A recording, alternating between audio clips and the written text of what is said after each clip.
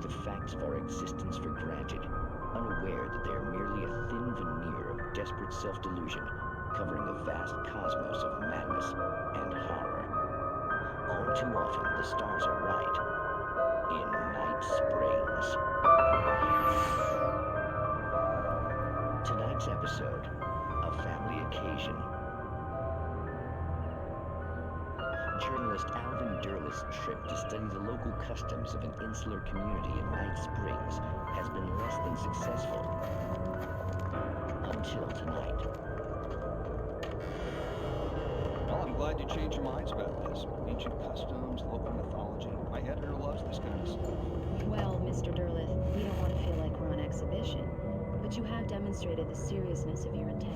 Oh, I am serious. Really, just do your thing. I'll stay out of your way and observe. Actually, I thought you could assist us. I'm afraid we are a man short. It would provide you with an intimate perspective. Could I really? Of course, Mr. Durleth. Well, I guess that's the least I...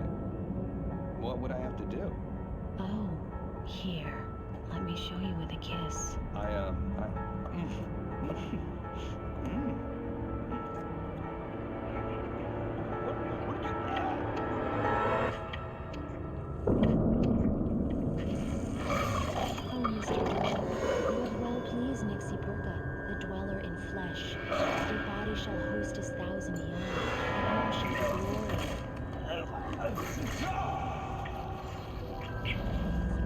Shh, darling. Be calm.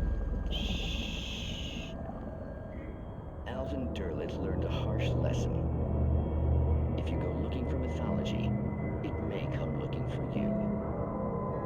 And such quests always bear fruit. Night Springs.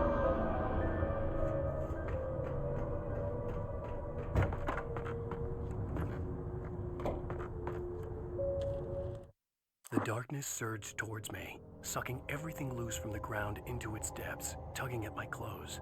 I saw the flare the kidnapper had dropped and threw myself towards it just as I felt my feet leave the ground. The darkness embraced me with the force of a tornado. Somehow I managed to light the flare. The darkness roared and cast me away. I fell toward the dark waters of the lake far below.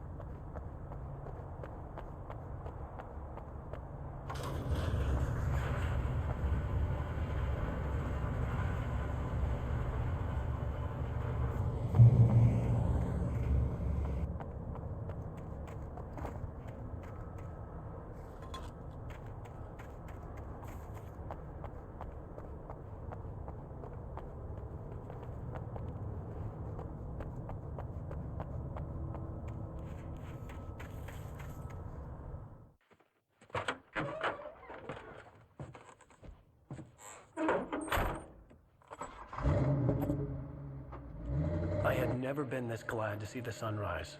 I had a couple of hours to get to the coal mine.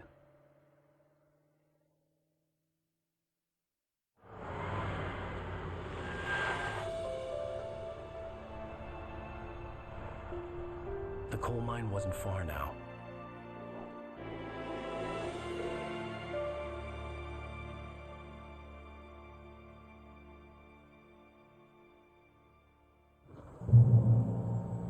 Today, I would meet the kidnapper, and he would give me Alice. I wouldn't give him any other choice. A drowning man will clutch at a straw.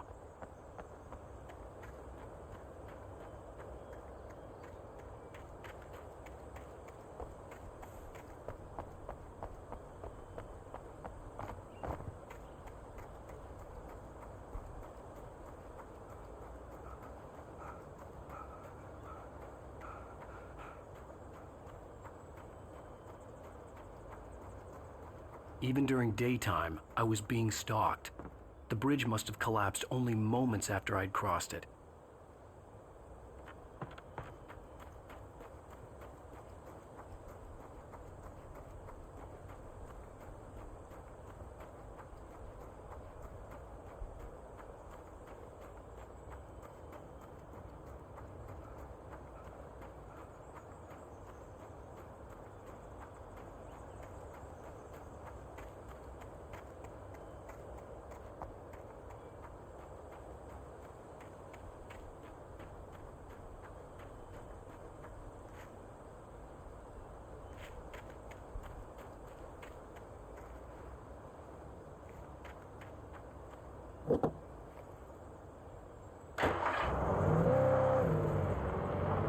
Little by little, without realizing it, I'd come to believe that the story in the manuscript was coming true. The current of its narrative had taken me deeper and deeper into dark waters. Alice had been taken from me. Barry was probably in jail. I was a fugitive from the FBI. The whole world taken over by the dark presence was trying to destroy me. It all felt real, but it matched a textbook case of insanity.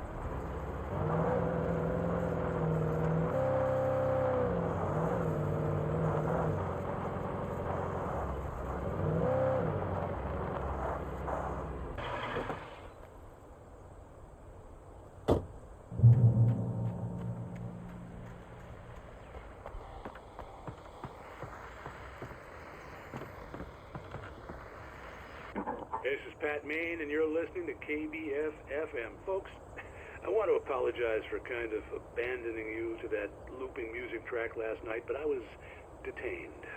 You see, I encountered a big-shot G-man with an itchy trigger finger who could use a lesson in manners and a boot in the ass. Not necessarily in that order, either. Now, folks, I know I'm not being very informative here, and I apologize for that. I really should just keep quiet, but I'm just so peeved right now, because some people just shouldn't be carrying badges. And I'm just glad that our Sheriff Breaker was there to straighten things out. And if someone I met last night is listening, let me just say, I'm sorry if my mouth got you in trouble. I'm pretty sure you're not the bad guy here. Godspeed, son. I hope you know what you're doing. Now, on a lighter note, I'll be talking to Dr. Nelson all morning. But first, a little music.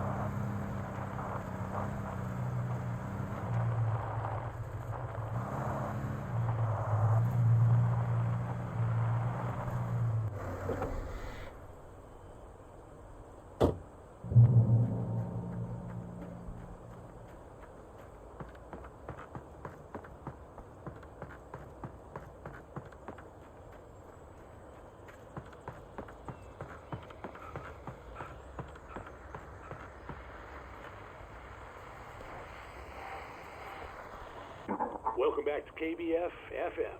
Hope you enjoyed that tune. Now, Doc, you were talking about life and finding that special someone, that soulmate. Well, you were talking about that. I was saying I don't buy it. Well, see, to me, that's strange, because I always pegged you as a hopeless romantic. You got me there, Pat. But I think love's where you look for it. And you need to do a lot of looking, sure. But the idea that there's that one special person out there for you, and if you miss that chance, it's gone forever, and you're forever incomplete. I mean, isn't that depressing? Or, heck, childish even? There's plenty of fish in the sea. And apparently a fisherman has a fishing analogy for everything, but what you're saying, isn't that a little harsh? Well, no. What I am saying is that your potential for finding that connection isn't limited to what's essentially a chance encounter. How is that harsh? Yeah, well, I guess that's a nice thought, but let me say something personal here. Okay. Now, well, I don't disagree with you exactly, but I can't really fit that together with what I feel, what I felt for someone, because she was the one. She was. And I let her drift away from me. Maybe I didn't put in the work, I don't know, but, well, since then, and it was a long time ago, but since then there hasn't been anyone, not like her. And I'm not saying I dwell on her or haven't moved on. I like my life. I'm not living in the past, but I do miss the way she completed me. You can't argue with the heart, Pat. I'm sorry, folks. I had kind of a scary experience last night, and let's just say it's shaken a few things loose.